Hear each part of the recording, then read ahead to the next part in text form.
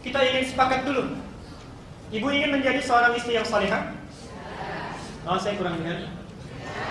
Baik, belum ditanya. Ibu sudah ingin menjadi istri yang salihah? Insyaallah ya. Sekarang perhatikan. Ini bukan dari saya, ini dari Quran. Fas-salihatu. Sudah dijawab sendiri. Satu, fas-salihatu, seorang istri yang salihah itu, istri-istri yang salihah itu, cirinya satu, qanitatun. Yang kedua, subhanallah ibu tidak banyak, cuma 2 saja. Tidak 3, tidak 4, tidak 5, cuma 2 saja. Ini dari Quran dan nanti diterjemahkan oleh Nabi dalam hadis. Yang kedua, hafizatun lil ghaibi bima hafizallah.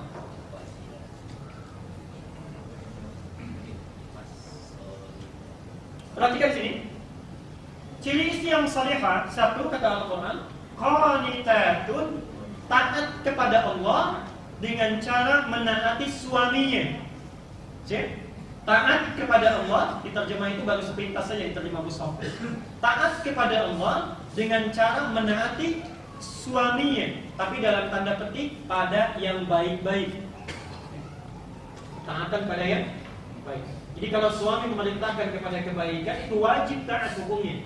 Tapi kalau meminta kepada yang jelek, bisa, maaf, diminta untuk melepaskan hijabnya, diajak kepada tempat yang tidak baik, ada maksiatnya, apapun bentuknya, itu mutlak bisa ditolak, kata Nabi, la ta'ata fil maksiyat. Tidak ada ketaatan dalam maksiat, tapi ditolak dengan cara yang lembut. Perhatikan sini, di Quran ada 2 kalimat, satu ta'at, wa ati'ullaha wa ati'u. Ini biasanya hanya disandingkan kepada Allah dan Rasulnya. Kalau ada kata ta'at, itu artinya mutlak, jangan banyak tanya. Karena Allah dan Rasul tidak pernah memerintahkan yang jelek. Yang kita pandang jelek pun itu pasti ada kebaikannya. Yang kita tidak sukai pun pasti ada kebaikannya. Al-Baqarah 216. Kalau ada perintah Allah tidak kita sukai, kutiba alaikumul qital wa huwa qurbul lakum. Perangi perasaan kita, wa asa an takrahu syai'an wa huwa khairul lakum. Kadang-kadang yang kita tidak suka di situ banyak kebaikannya. Sekarang perhatikan. Kalau taat kepada yang baiknya saja disebut dengan qanitat, perhatikan hadis Nabi-nya. Ibu, tolong fokus kepada ini karena ini menentukan jalan ibu di surga. Perhatikan kata Nabi. Saya sebutkan 4 hal ya.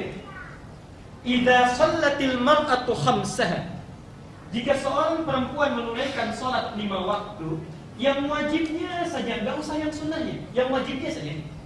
Wa shamat syahraha. Kemudian puasa Ramadan, yang wajibnya saja, yang sunnah tidak. Tidak perlu puasa Senin, puasa Kamis, puasa Daud, ya, Ayyamul Bid. Yang ketiga, wa hafizat furujaha, dan menjaga kehormatannya. Yang keempat, perhatikan, wa ata'at zaujaha, dan taat menaati pada suaminya, taat pada suaminya.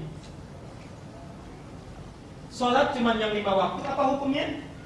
Wajib. Puasa Ramadan apa hukumnya? Wajib. Menjaga kehormatan bagi perempuan hukumnya? Baik, subhanallah ibu. Ibu tidak perlu mengerjakan yang sunnah, cukup yang wajib saja. Kemudian taat pada suaminya, ini pun wajib. Perhatikan. Qila laha, dikatakan kepadanya yaumal qiyamati, pada hari kiamat, udkhulil jannata min haitsu ma syi'ti. Silahkan masuk ke surga dari pintu mana saja yang diinginkan. Dari pintu mana saja. Orang yang puasa, ini pintunya Ar-Rayyan, khusus itu saja, tak boleh masuk pintu yang lain. Ada pintu sholat untuk yang tahajud, ada pintu khusus. Ada untuk pintu ibadah yang lainnya. Tapi perempuan yang taat pada suaminya, itu boleh masuk dari pintu mana saja yang dia kehendaki, tanpa perlu mengerjakan yang sunnah. Kalau tidak mengerjakan yang sunnah pun ini sudah luar biasa, apalagi ibu mengerjakan yang sunnahnya. Subhanallah. Karena itu, syaitan biasanya mencoba untuk memalingkan perempuan, istri dari yang ini, dengan menggoda dengan cara yang sangat hebat, lembut caranya, seakan-akan ini yang benar. Perhatikan.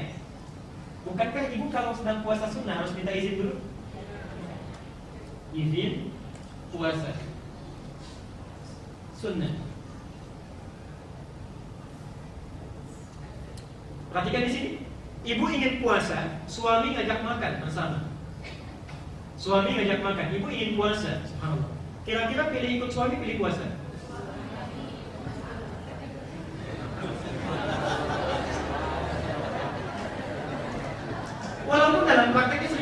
ada? Masa nggak boleh Pak? Masa puasa aja nggak boleh? Ya. Suami ngajak makan sama-sama. Ya. Ibu kemudian muncul keinginan untuk puasa sunnah. Subhanallah. Nah ketika suami mengajak makan ini, kemudian istri misalnya ingin mengikuti puasa sunnah, syaitan kadang-kadang masuk. Suami kamu kurang bagus itu, masa yang puasa sunnah aja yang sunnah nggak diizinkan, nggak boleh ikut. Padahal ini cuma satu permintaan, subhanallah. Dalam saat yang bersamaan kita mengira suami kita kurang baik, padahal boleh jadi itu syaitan memalingkan kita untuk berpaling dari yang wajib pindah kepada yang sunnah. Perhatikan, yang sunnah itu pahalanya kalau paling tinggi itu 75%. Sunnah muakkadah 85%, artinya nggak nyampe 100. Mengerjakan yang wajib itu pahalanya 100%. Nah ketika ibu subhanallah berpaling dari yang wajib, kalau yang wajib ditinggalkan dosa tidak? Dosa itu 100%. Kalau ibu mengerjakan puasa sunnah dapat pahala 75%, tapi salah pada suami dapat kesalahan 100%. Berapa dapatnya? Minus 25%. Jadi sebetulnya ibu, subhanallah, perhatikan hadis Nabi ini. Seorang yang sudah terbiasa melakukan ibadah, tertunda ibadah itu karena udzur, itu sudah tercatat pahalanya. Suami itu melakukan puasa sunnah belum tentu masuk surga dari pintu mana saja. Ibu nggak puasa pun sudah dapat. Jadi kalau dapat suatu kali persoalan yang seperti ini, jangan khawatir. Boleh jadi Allah sedang memindahkan pahala ibu dari yang sunnah kepada yang wajib. Jelas sampai di sini? Baik. Saya teruskan sebentar. Yang kedua, di sini saja kita berhenti. Taat kepada suami dalam hal yang baik-baik. Yang kedua, dan kita berhenti di sini, hafizatun lil ghaibi bima hafizallah. Ini poin penutupnya. Menjaga nama baik suami dan keluarga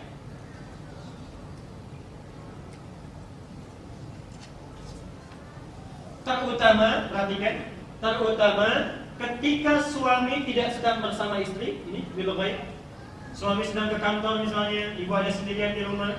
Jaga nama baik suami, jaga nama baik keluarga. Perhatikan di sini kalimatnya bima hafizallah. Hati-hati dengan kalimat ini karena ibu akan ditanya suatu saat di akhirat. Karena Allah sudah menjaga nama baik keluarga itu. Mohon maaf, perhatikan, kalau ada aib rumah tangga tersebar keluar, diceritakan oleh banyak orang, itu yang salah bukan yang menyebarkan. Yang salah adalah kita yang membuka. Allah sudah menyindir bahkan mengecam. Bahasa kitanya, saya sudah jaga, kenapa kamu buka? Itu sepanjang belum dibuka keluar, Allah tetap akan menjaganya. Karena itu kata Nabi, persoalan yang muncul di malam hari walaupun kecil, jangan sampai terbuka di siang hari. Kenapa yang ini ditekankan kepada perempuan, tidak kepada laki-laki? Kewajibannya sama. Menjaga nama baik itu sama. Andika, Yanis, bapak dan ibu itu sama. Tapi subhanallah, kenapa ditekankan ini kepada perempuan, tidak kepada laki-laki? Perhatikan. Surat ini surat apa? An-Nisa. Apa artinya An-Nisa? An-Nisa itu bukan perempuan. Bukan wanita. An-Nisa itu perempuan-perempuan. Gak pakai uang.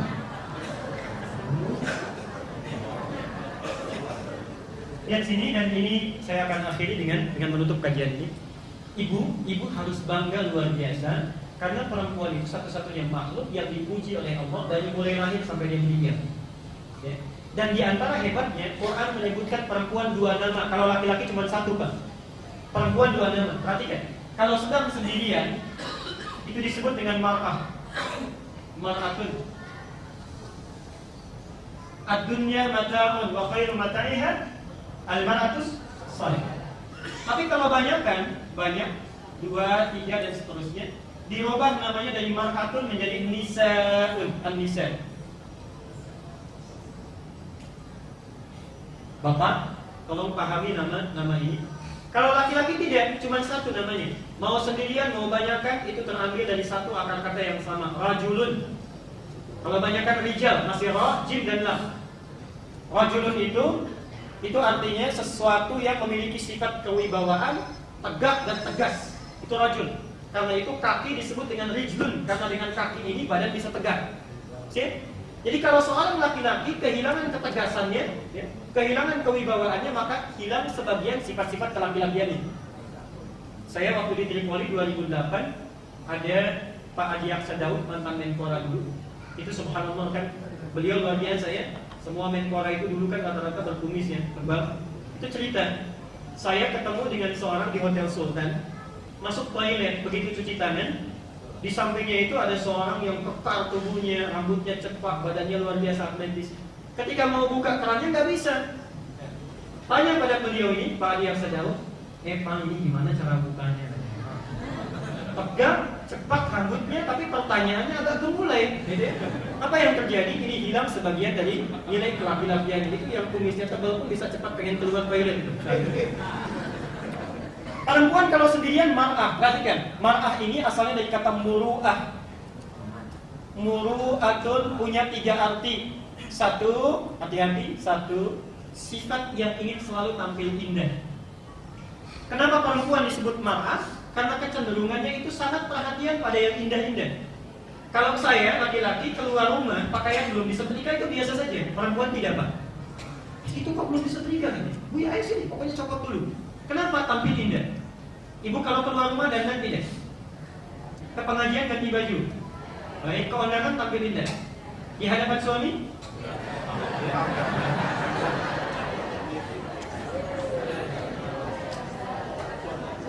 Awas, Al-Quran sunnah. Tiap kali mengatakan saya ikut sunnah, saya ikut sunnah. Kita kajian sunnah. Di hadapan suami tampilan biasa saja, ya.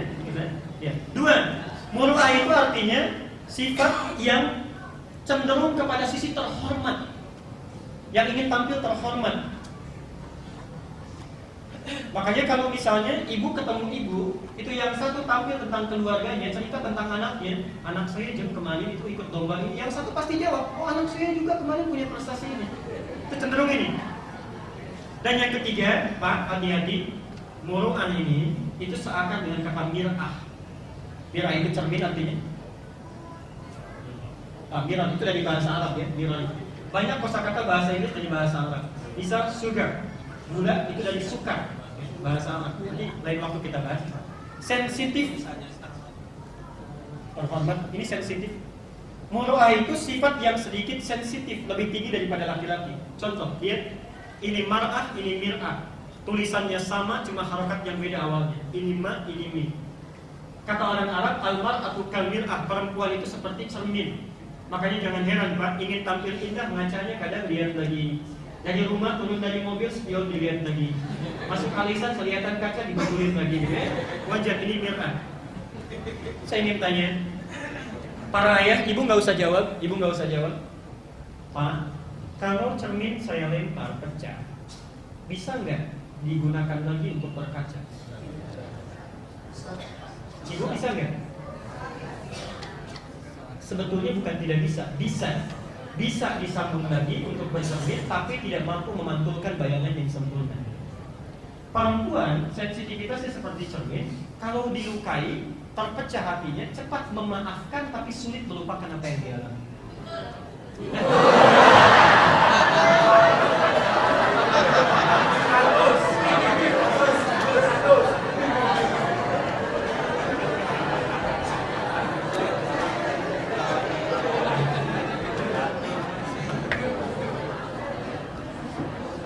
Antum terlambat kayak rekening listrik saja, 40 tahun kemudian itu jadi cerita buat cucu. Lihat sini. Kalau kebanyakan berubah menjadi nisa, hati-hati pada ibu, bertakwalah kepada Allah. Nisa itu dari kata nasa. Apa itu nasa? Nasa itu punya 2 arti, hati-hati ibu. Nasa itu satu, sifat yang mudah goyah, cepat tersentuh.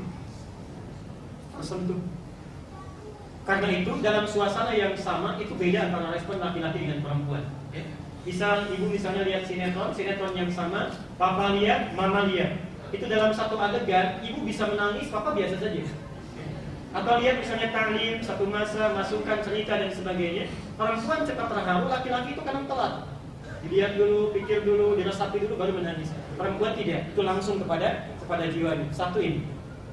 Yang kedua, hati-hati. Nasa ini juga adalah sifat gemar menceritakan apa yang dirasakan.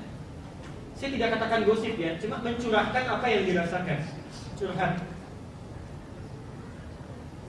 Nah, sifat cerita ini Kenapa disebutkan di Nisa, suratnya An-Nisa bukan Mar'ah? Ingin memberikan kesan perempuan sependiam apapun kalau sendirian itu subhanallah kalau sudah ketemu dengan teman-temannya itu bisa cerita, gemar cerita. Bahkan dalam temuan psikologi yang terakhir, sifat ini, gemar bercerita ini itu bisa terjadi dalam setiap suasana. Ada satu penelitian saya sudah pernah sampaikan di sini, laki-laki dan perempuan itu ketemu di tempat yang sama, ditanyakan satu pertanyaan, jawabannya bisa beda. Contoh, Pak dari mana? Sama-sama dari tempat yang sama. Misal laki-laki menjawab dari pasar, perempuan tidak. Bu dari mana? Dari pasar. Masya Allah Pak, jalannya becek itu, cabenya naik, gajinya kemudian naik. Satu pertanyaan perempuan bisa banyak. Dan penelitian di Amerika baru kemarin saya baca, itu penelitian tentang komunikasi. Perhatikan, bayangkan. Ini ada ayah komunikasi dengan anak laki-laki. Itu paling lama itu 3-5 menit. Perlunya sudah sampai, selesai. Ibu dengan anak laki-laki itu rata-rata 15-30 menit secerita. Perhatikan. Perempuan ketemu perempuan, ibu ketemu ibu-ibu, ternyata itu bisa sampai 5-10 jam. Batas maksimal. Perhatikan ya. Ayah ketemu anak 5 menit, ibu ketemu anak laki-laki 15 menit, perempuan ketemu perempuan bisa sampai 5 jam. Laki-laki ketemu laki-laki, anak laki-laki dengan anak laki-laki itu rata-rata miss call.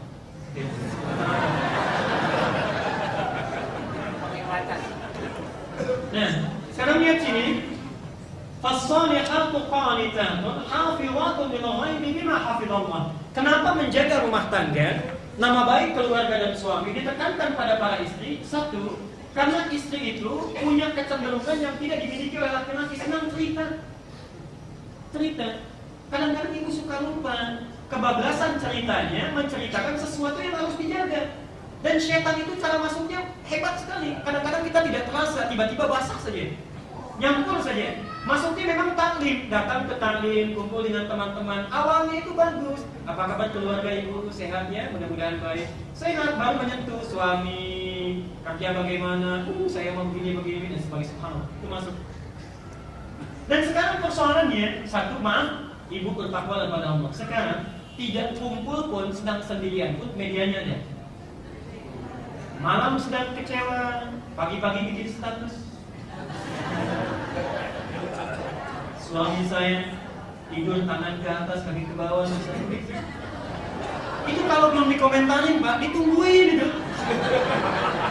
Dilihat, ditunggu kayak orang kegelisahan. Subhanallah. Muncul komentar satu, duh nggak nyangka ya, padahal nyangka itu.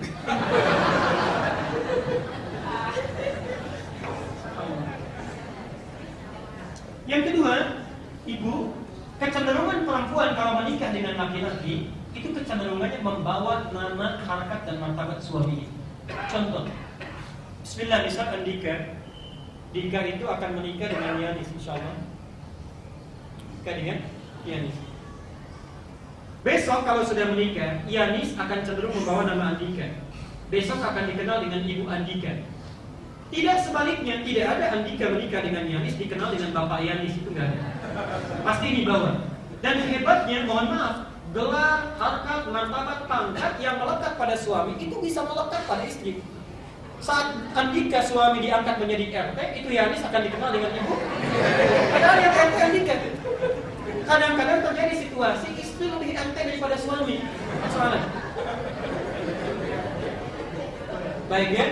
Nah, ini akan jadi masalah kalau dibawa perangai istri kurang bagus, Bu. Memang judulnya taklim. Mohon maaf ya. Misal Andika dengan Yanis menikah, ini laki-laki, ini perempuan. Subhanallah, ikut taklim. Di belakang Yanis ngobrol, cerewet luar biasa, terima telepon sana sini. Terganggu. Orang bertanya, itu siapa sih? Itu tuh Ibu Andika yang cerewet, Yanis yang kena Andika.